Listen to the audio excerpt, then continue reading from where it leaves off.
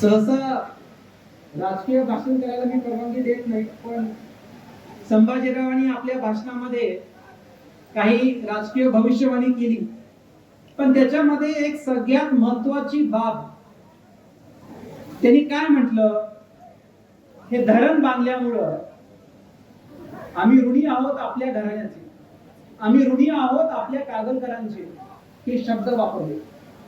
मला या गोष्टीवर जरा इथं कागल विधानसभेचे सर्व गडिंग्लजचे, उत्तूरचे, कागल तालुक्याचे सभी लोक इथं आले. मला एक प्रश्न शांतपणे हा प्रश्न ऐका आणि मी काय म्हणतोय हे समजून घ्या.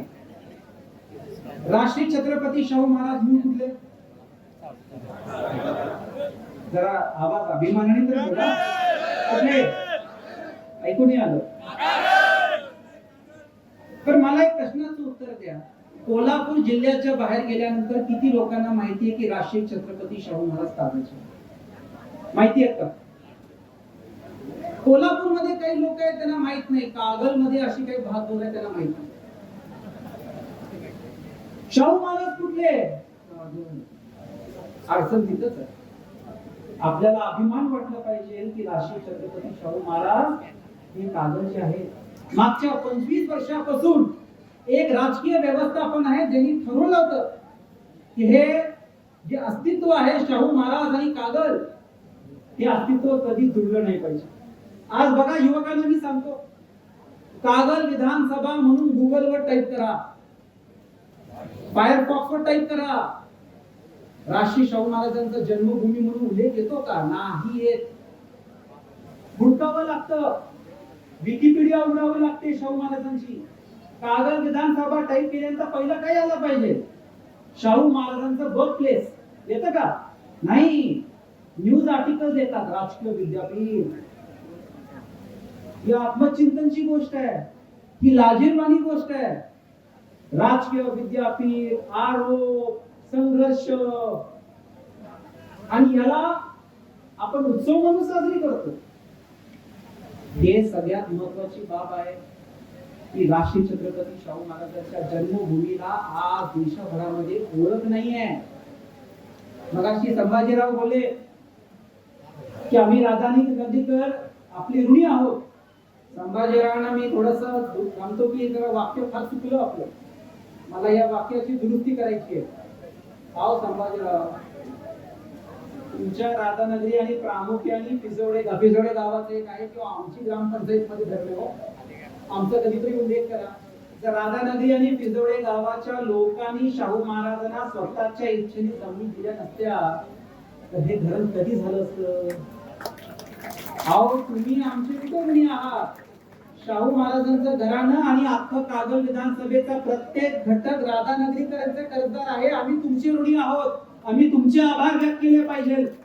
विचार करा, या जमण्या जर महाराजांना शेतकऱ्यांनी दिल्या नाही नसत्या तर आज काय परिस्थिती झाली असती? असू दे, आज काय परिस्थिती झाली असती? हे धरण झालं असतं? जिल्ह्याचा सुजलाम सुफलाम झालं असतं का? आज देशामध्ये शाहू महाराजांचं नाव पोहोचलं. हाच अनुभव घेत या कार्यानंतर शाहू महाराजांनी गडिंग्लज मध्ये MR कॉलेजची स्थापना केली. स्वतःच्या जमण्या लिंगायत, मराठा आणि मुस्लिम हॉस्टेलसाठी दिल्या. स्वतःची जमीन देऊन त्यांनी या परिसरामध्ये मार्केट कमिटी स्थापन केली.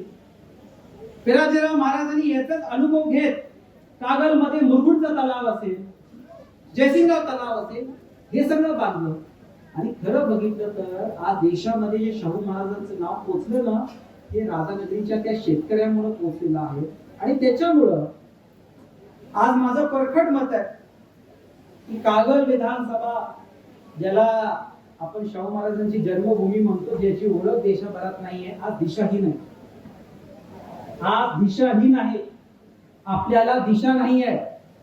आणि म्हणून मी ठरवलं होतं बाबासाहेब की येत्या काळामध्ये सुरेशराव की राजेंची जयंती आहे 28 तारखेला, त्या जयंतीला कागल मधून आपण कागल विधानसभेला धोरणं आणि ध्येय घोषित करू. पण इथं आल्यानंतर मला प्रेरणा मिळाली की घोषणा कागलच्या आधी राधानगरीच्या धर्तीवरच व्हायला पाहिजे.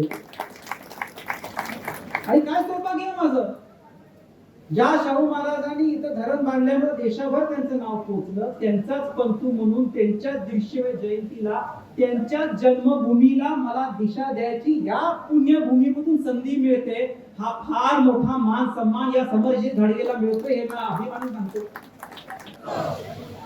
मगाशी संभाजीराव बोलले की पुढच्या वर्षी समरजित घाडगे, समरजित राजे इथं येताना आमदारकीचा गुलाल लावूनच आले पाहिजे, असं त्यांनी भविष्यवाणी केली. मी थोडस तुमच्या या बाबतीत पण दुरुस्ती करतो, परवानगी असावी. 100% आपण आमदारकीचा गुलाल लावून पुढच्या वर्षी इथे येणार.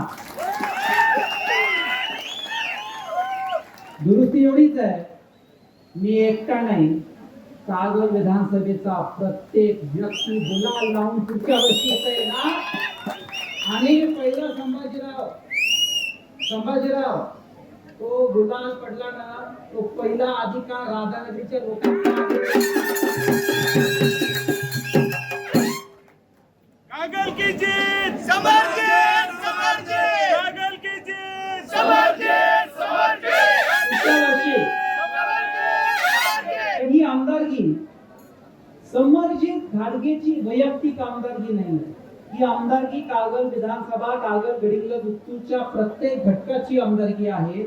आणि पुढच्या वर्षी जेव्हा आपण गुलाल लावून येऊ ना, फक्त आमदारकीचा गुलाल लावणं हे महत्वाचं नाहीये, त्याच्यातला एक भाग आहे. कशासाठी? कारण आपल्याला येत्या काळामध्ये काय धोरणं लागू करायची आहेत.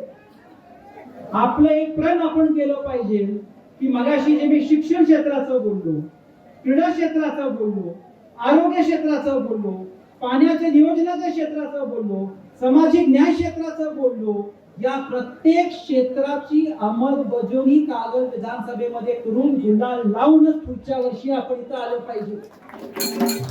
आणि त्यासाठी एक ध्येय आपण ठरवलं पाहिजे, आपण धोरण ठरवलं. आता आपल्याला एक ध्येय ठरवलं पाहिजे की पुढच्या वर्षी गुलाल लावून आपण जेव्हा येऊ ना, ते आपण सगळ्यांनी प्रण केलं पाहिजे. करायचं का? प्रण करायचं का की पुढच्या वर्षी आल्यानंतर राष्ट्रीय छत्रपती शाहू महाराजांचं, पिराजीराव महाराजांचं आणि स्वर्गीय राजे विक्रमसिंह घाडगे साहेबांचं कागल देशभरात घडवून अस्तित्व निर्माण करून गुलाल लावून पुढच्या वर्षी इथं यायचं. शाहू महाराजांचं कागल निर्माण करायचं का?